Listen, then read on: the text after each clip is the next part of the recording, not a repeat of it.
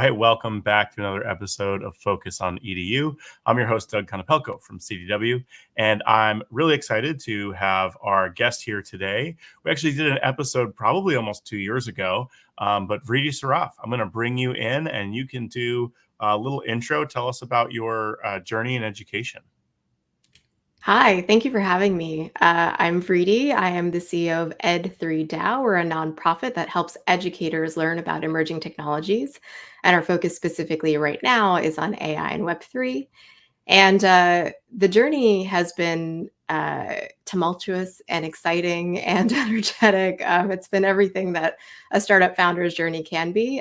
But the cool thing is that over the last 4 years of being on this journey, I was able to found a for-profit that turned into a nonprofit, and all of the traction that we actually created from day one was actually able to transfer into Ed3 DAO, which is what we are running today. And it's a super awesome, company and place to be. And our mission is to educate 1 million educators on emerging technology. So we're really excited about that. All right. Do you have like a big counter somewhere, like, off to the side that's going to light up and confetti's going to shoot out of it when you hit 1 million or? We are working on really specific metrics. This is actually funny that you say that because you probably don't you don't have context on like the insides of this. But when you're trying to assess whether you have reached a certain number for users, you don't always know if they're unique users or repeated users based on the number of events that are attending, that they're attending, or like the number of courses they've engaged in. And so we're working on this like really complex, and comprehensive like infrastructure to basically help us understand exactly what our metrics are so that we can authentically and reliably say, yes, we have upskilled 1 million educators in specific competencies related to emerging technologies. I love it. So, pre all of this, you had some education background as well. So tell me a little bit about that. Yeah, so I started my education journey completely lost, and I had no idea what I was doing in my life. And so I decided to join this program that I am now super grateful for, called Teach for America, when I graduated college. And it fundamentally changed the way that I understood learning and teaching and what education really means for an individual. And it really shaped who I am today. And so I was a teacher for a little while, then I was a dean for a little while at the charter school network that I was part of. And then I had a very brief stint as a product manager at Pearson, but then I couldn't do the corporate world so much anymore. So I came back to the charter school, and I ended up spending about 10 years there building out professional development ecosystems for all of the deans and building a residency program for teachers. And then I got this wild opportunity to travel around the world for 2 years as the global head of professional development for a school that was building 30 schools, a network that was building 30 schools around the world. And I spent a lot of time in Shenzhen, China, and in DC, and in India, and all over Europe, basically learning about different school models. And that's actually where the concept for what we do at Ed3 DAO emerged, which is, I saw through my travels really incredible pockets of talent, and educators were doing really cool things, but they weren't sharing best practices with each other because there just wasn't a good enough like network about sort of these emerging practices that were innovative. And then technology was also not very often used in these classrooms. And while the rest of the world was using technology and leveraging technology for so many different industry improvements, education just wasn't. And so that's really where, Ed3 and, the company before it, which was called K20, which birthed Ed3, really got the mission. Love it. Love it. Okay. So, you mentioned training 1 million teachers on emerging technologies. I feel like we'll come back to AI in just a second. Let's park that, right, just for a second. What else? Because I feel like AI is every conversation right now. What other things are you seeing that folks are still driving conversations around that might feel like they're on the back burner a little bit, but are Yeah. actually, still in the conversation? Yeah, that's an awesome question because I think a lot of people think Web3 was a fad and was hyped, a few years ago, no longer exists.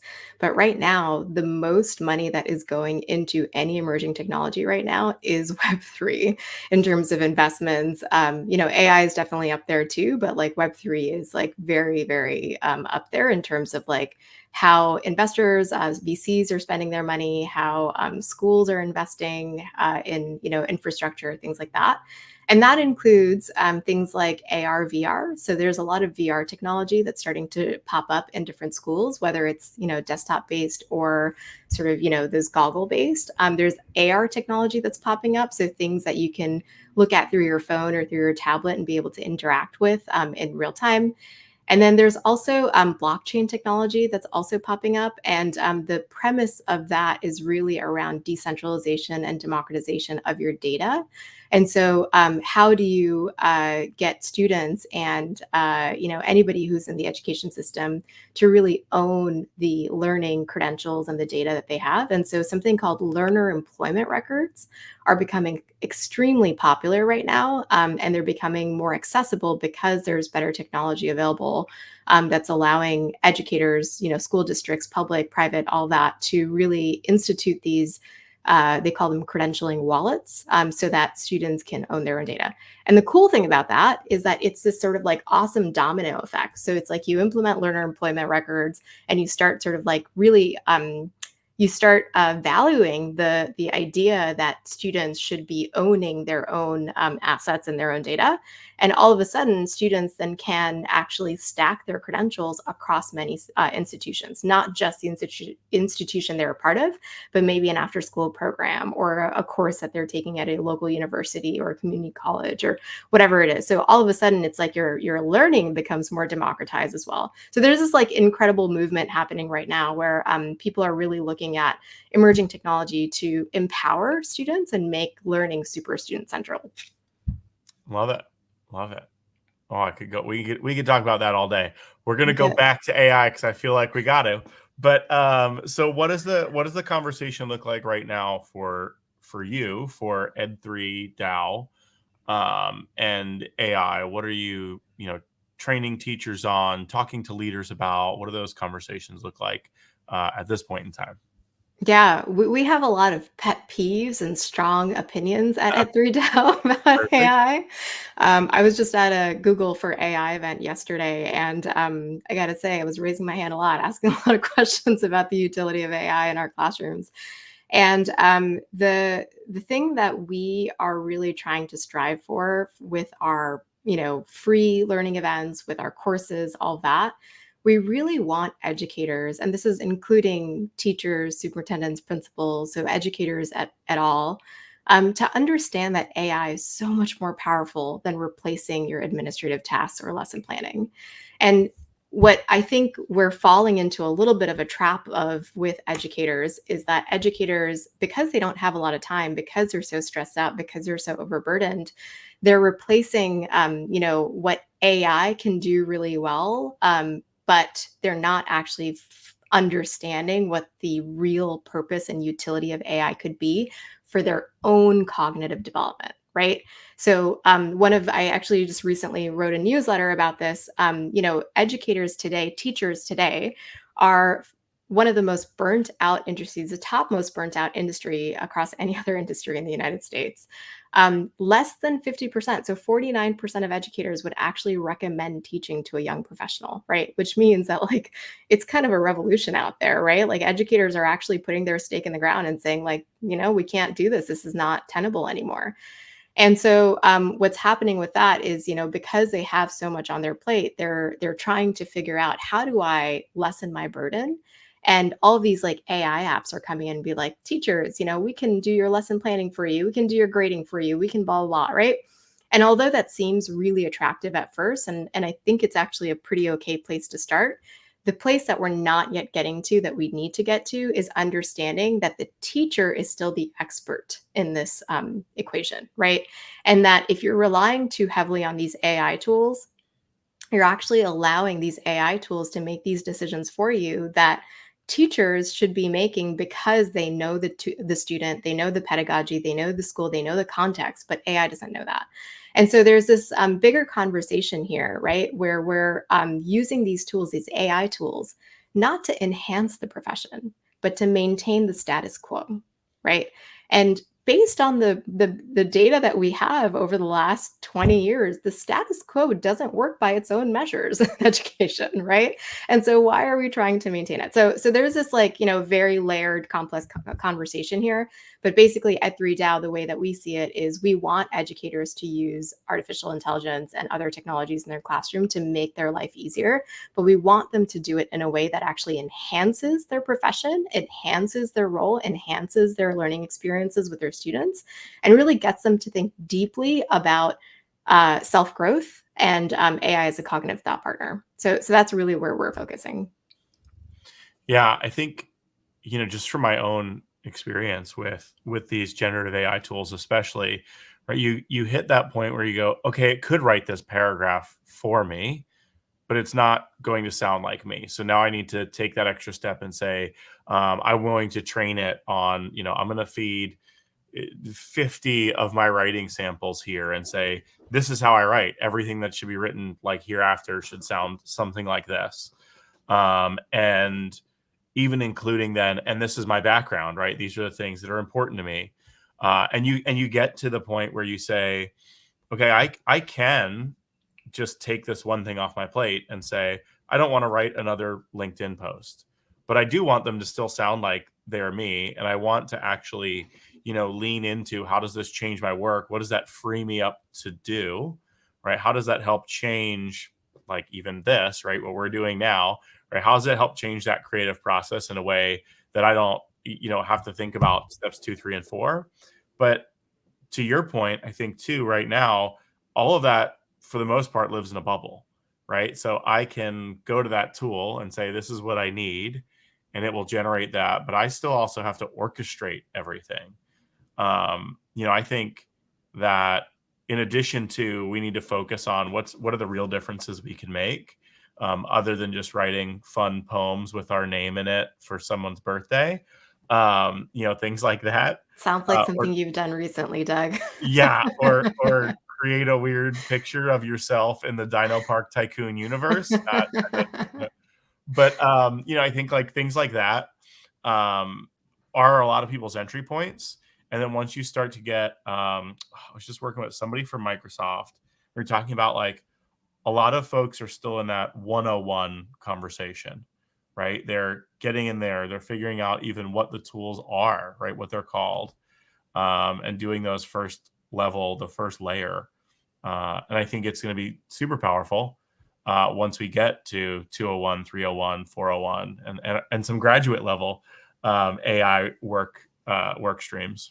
Yeah, no, well said. And the thing is, though, that right now what I'm seeing is a lot of people are stopping at the 101, and they're pretty satisfied with the 101. And I think for us to say, well, let's do the 101 first, and then a few years later, let's do the 102, I think that's part of the problem. Like, I think we need to do the 101 and then the 102 immediately, because what you start doing is building bad habits, right? And you start building habits with these AI tools that are so easy to use and create such easy wins that you start relying on them and you start losing your self governance in certain ways, right? It's like GPS, right? Like I can't get anywhere without GPS. Like put me in a city and give me a map, I will be totally lost, right? But give me GPS and I'll like take you anywhere, right? And so it's like I've become so overly reliant on GPS that like it's because I've lost my ability to like self navigate. And I think with AI tools, because they're starting to get embedded into so many things that we're doing, that's going to start happening. And I think the risk is not understanding that AI cannot make decisions, right? It looks like it can offer some suggestions. It looks like it understands, but it actually doesn't make meaning. AI cannot make meaning the way that humans can. Humans use their emotional, their contextual, their, experiential,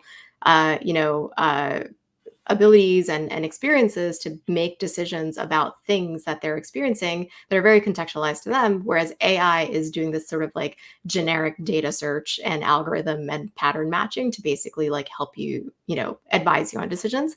But it's really important that people understand, well, actually the decision is really up to me, and AI can like help inform that, but it should not be the one doing it. It should not be like making judgments. It should not be making evaluations. Another thing that you were saying about the way that we use, AI right now. So the replacing of these sort of like, kind of rote tasks is great. It's awesome that you can sort of like put in a bunch of your writing and have it produce something for you. I think what that will start to evoke are a lot of questions about what it means to consume content and produce content. So, for example, if everybody on LinkedIn is doing exactly that, then what am I consuming and who's actually consuming that content, right? Like, am I actually reading, like, Doug's, AI's thoughts, and is Doug reading Vriti's AI's thoughts? And then if that's the case, then like, is it even worthwhile reading any of that because it's not your own sort of like true feelings? So it's like there's all these questions, and then also that can flow into student work, right? There's so many questions about students cheating with AI and using AI for homework help and things like that, and the question there doesn't become how do we prevent students from cheating, which is currently the question right now because we're building bad habits of AI.